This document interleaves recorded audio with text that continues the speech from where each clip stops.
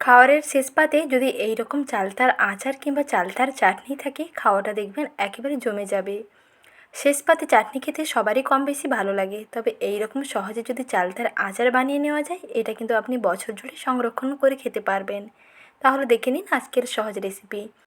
চালতার আচার তৈরি করতে এখানে আমি দুটো মিডিয়াম সাইজের চালতা নিয়েছি।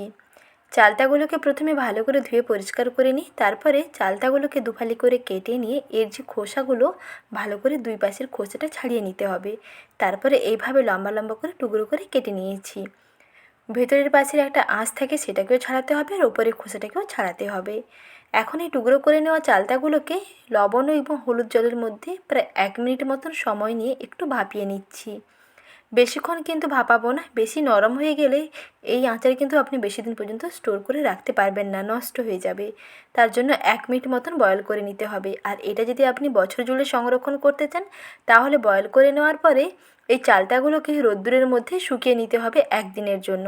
আজকে রোদ্দুরের মধ্যে শুকিয়ে নেবেন, পরের দিন এটা আচার করবেন, তাহলে দেখবেন 1 বছরের থেকেও বেশি ভালো থাকবে। আর চালতার গায়ে যদি এরকম জল থেকে থাকে, তাহলে কিন্তু আচার বেশি দিন সংরক্ষণ করা যাবে না। এখন জল ঝরানো চালতাগুলোকে একটা ভারী নোড়া দিয়ে এইভাবে একটু থেতো করে নিলাম, তাতে মশলাটা বেশ ভালোভাবে ঢুকে যাবে। এখন এই থেতো করে নেওয়া চালতাগুলোকে আচার বানিয়ে নেব। আচার তৈরি করতে কী কী মশলা নিয়েছি দেখিয়ে দিচ্ছি।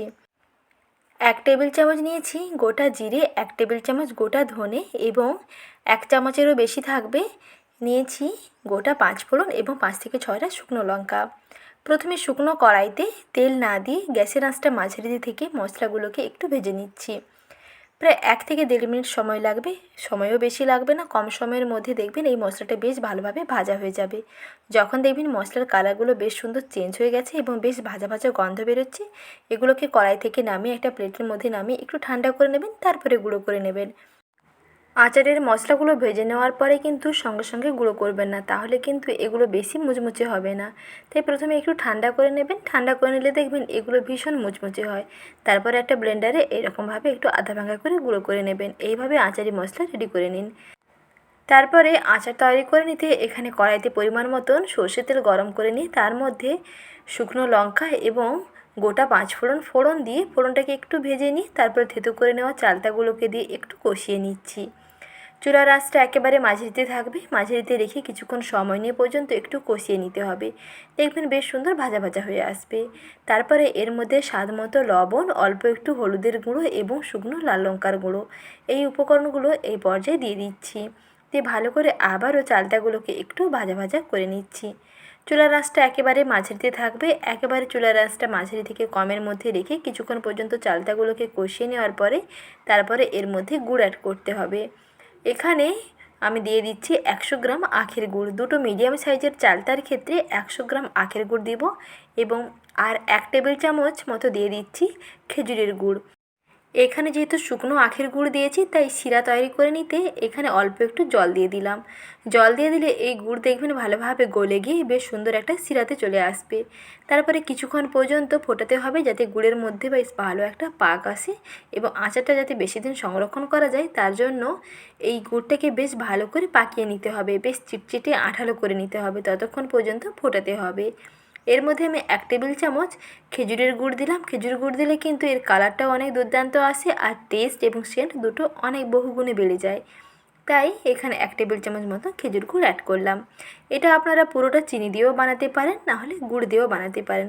গুড় দিয়ে বানালে কালারটা একটু বেশি ডার্ক আসে। বেশি কালারটা সুন্দর আনতে এখানে গুড় দিয়ে বানাচ্ছি, গুড়ের বদলে বন্ধুরা আপনারা চিনি দিয়েও বানাতে পারেন।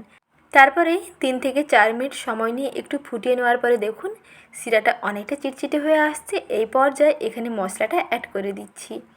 যতটা মশলা রেডি করবেন তার 4 ভাগ করে নিয়ে 3 ভাগ মশলা এই পর্যায়ে দিয়ে কিছুক্ষণ ফুটিয়ে নেবেন। তারপরে চুলার আঁচটা বন্ধ করে দিয়ে আর 1 ভাগ মশলা দিয়ে সেই গরম অবস্থায় মিশিয়ে নেবেন। তাহলে আচারের যে সেন্টটা কিন্তু দুর্দান্ত হয়। কিছুক্ষণ পর্যন্ত আরও একটু জাল দিয়ে নেব, যতক্ষণ না এই গুড়টা বেশ ভালোভাবে চিটচিটে হয়ে আসছে ততক্ষণ পর্যন্ত কিন্তু এইরকম রান্না করতে হবে। চুলার আঁচ একেবারে মাঝারি থেকে কমের মধ্যে রেখে একটুক্ষণ সময় নিয়ে এরকম রান্না করে নেবেন, তাহলে মশলা এবং মিষ্টি দুটোই দেখবেন চালতার মধ্যে বেশ ভালোভাবে ঢুকে যাবে আর গুড়ের পাকটা অনেকটা ভালোভাবে চলে আসবে আর অনেক চিটচিটে হয়ে যাবে। তাহলে আচারটা আপনারা অনেক দিন পর্যন্ত সংরক্ষণ করতে পারবেন। আর এই আচারের মধ্যে আপনি 1 টেবিল চামচ মতো ভিনিগার মিশিয়ে দিন। ভিনিগার মিশিয়ে দিলে এই আচারটা কিন্তু 6 মাসের বেশিও ভালো থাকবে। যেহেতু এখানে চালতাটাকে শুকনো করে বানানো হয়নি, সেহেতু এই আচার কিন্তু বেশি দিন স্টোর করতে হলে ভিনিগার মিশিয়ে রাখতে হবে। আর যদি চালতাগুলোকে রোদ্দুরের মধ্যে দিয়ে শুকনো করে তারপরে আচার তৈরি করেন, তাহলে বছর জুড়ে সংরক্ষণ করে খেতে পারবেন। এইভাবেই তৈরি করে ফেলুন টক ঝাল মিষ্টি মুখরোচক চালতার আচার। খেতে দুর্দান্ত হয়। আজকের সহজ রেসিপিটি আশা করি ভালো লেগেছে। ভালো লেগে থাকলে বরাবরের মতন একটি লাইক করে দেওয়ার অনুরোধ থাকলো। ভালো থাকবেন, সুস্থ থাকবেন। ধন্যবাদ।